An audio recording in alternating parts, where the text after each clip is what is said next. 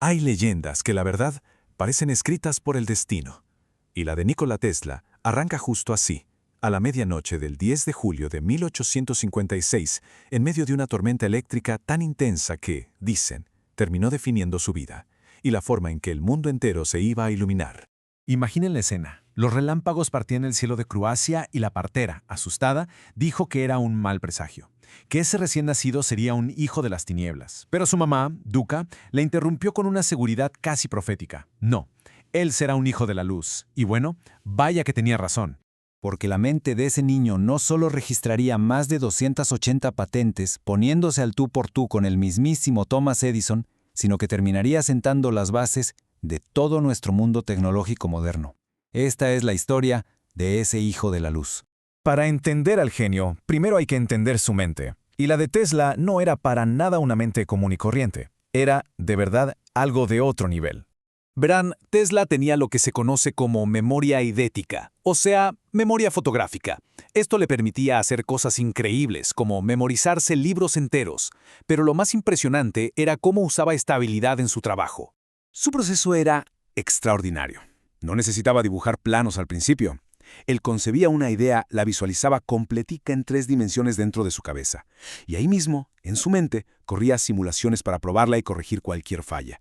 Solo después de todo eso, construyó un prototipo físico que, se cuenta, funcionaba a la perfección desde el primer intento.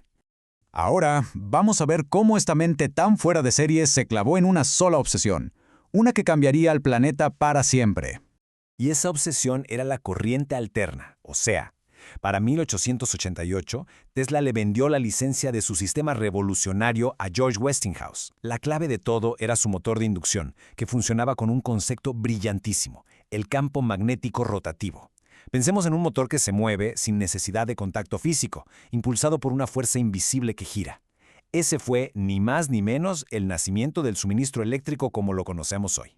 Pero claro, una idea tan genial no iba a ser aceptada sin dar pelea. De hecho, lo que desató fue una de las batallas corporativas y tecnológicas más feroces de la historia. Aquí el contraste es total. Por un lado, Tesla y su corriente alterna que imaginaban un sistema abierto capaz de llevar energía kilómetros y kilómetros de distancia. Y por el otro, Edison defendiendo su imperio de corriente continua. Un sistema muy lucrativo para él, sí, pero súper limitado a distancias cortas, lo que le aseguraba tener el monopolio. Y es justo aquí donde la historia se pone oscura. Edison, al ver que su imperio se tambaleaba, lanzó una campaña de desprestigio brutal.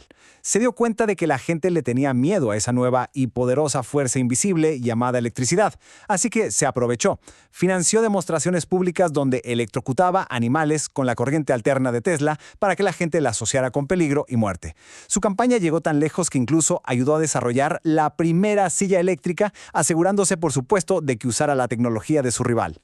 Pero Tesla, además de genio, era un maestro del espectáculo. En la Feria Mundial de Chicago de 1893 dio el golpe de gracia.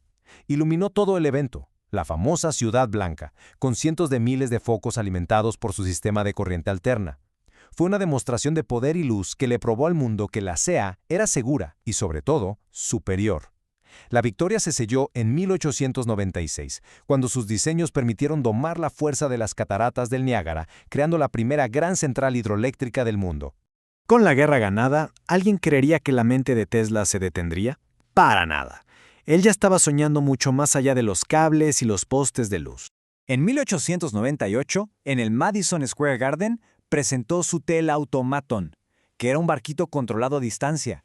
El público no lo podía creer. Pensaban que era magia o telepatía, pero no, era ciencia. Tesla acababa de inventar el control remoto y con eso sentaba las bases de la robótica moderna. Pero eso fue solo el comienzo. Su sueño más grande, el más ambicioso, era la Torre Wardenclyffe, un proyecto monumental que no solo buscaba comunicación inalámbrica global, sino transmitir energía gratis a todo el planeta, usando la mismísima Tierra como si fuera un cable gigante. Al principio, el proyecto lo financió el magnate JP Morgan. El problema fue cuando Morgan entendió la verdadera dimensión de la visión de Tesla. Ahí fue cuando hizo la pregunta que lo cambió todo. Muy bien, ¿y dónde ponemos el medidor para cobrar por esa energía? La respuesta era simple. No había medidor, no había forma de cobrar. Y justo cuando Marconi logró la primera transmisión de radio transatlántica, usando, irónicamente, 17 patentes de Tesla, JP Morgan le cortó los fondos.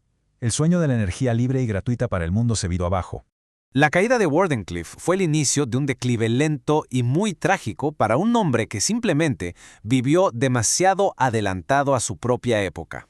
A pesar de todo, su genio nunca se apagó. Se puso a investigar los rayos X antes que Röntgen, quien se llevó el crédito.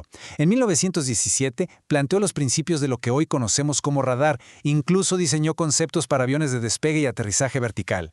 Pero su personalidad cada vez más excéntrica y sus afirmaciones tan extrañas como que se comunicaba con Marte, lo fueron aislando social y profesionalmente.